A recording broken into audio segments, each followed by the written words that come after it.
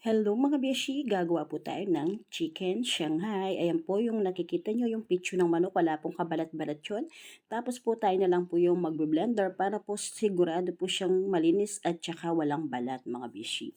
Ayan po mga beshi, bali yung kilo po ng ating chicken breast is 3.5 kilos po siya. Tapos po, ayan, lalagay na rin po natin yung vegetable na gagamitin natin sa ating Shanghai sa pagtitimpla.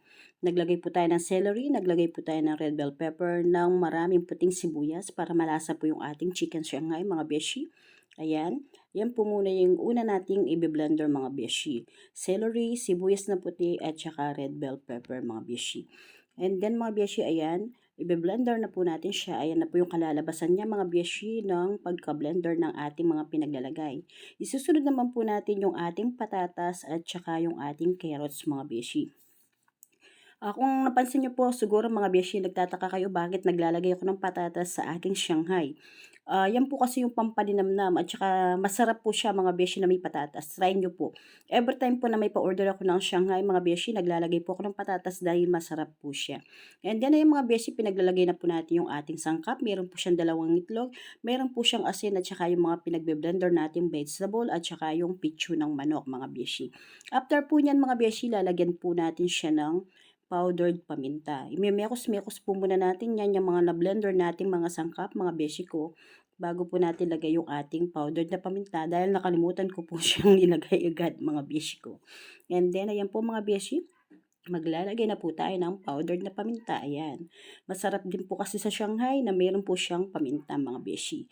And then ayan, mekos-mekos lang po siya mga beshi. Sa Dubai po kasi mga beshi, naglalagay lang sila paminta, hindi po sila naglalagay ng magic sarap, hindi sila naglalagay ng bechin.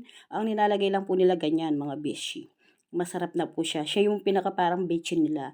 And then yung mga beshi, ayan, sa process na po tayo ng pagbabalot ng ating Shanghai. Ayan po siya mga beshi. Medyo mataba po siya dahil po hindi po natin titipirin yung order ng ating customer. Hindi yung puro pabalat lang yung kinakain nila. Dapat yung meron po siyang nakakain talagang lasa ng Shanghai mga beshi. Nagkamay na lang po tayo dyan dahil naubusan po tayo ng plastic gloves mga beshi. And then ayan po mga beshi, mga pinaggagawa natin Shanghai. Bali ang ginawa po natin is 120 pieces mga beshi.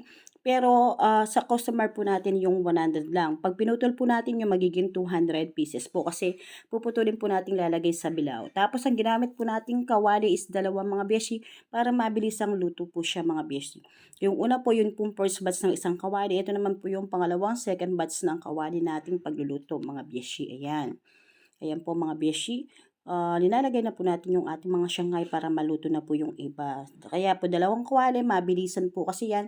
Magagawal po tayo sa oras mga beshi. Mag-isa lang po kasi ako nagluluto mga beshi ko. Bali, tinulungan po ako ng aking pinsan tsaka ng aking nanay sa ibang process ng aking luto dahil maramihan po kasi yan nung order nung nakaraan ni Ma'am Aisa. Ayan mga beshi, tapos na po yung ating Shanghai for delivery na po siya ni Ata Driver mga beshi. Ayan, naka-arrange na po siya. May chicken joy din po tayo. May iba't ibang klaseng food merienda po siya mga beshi.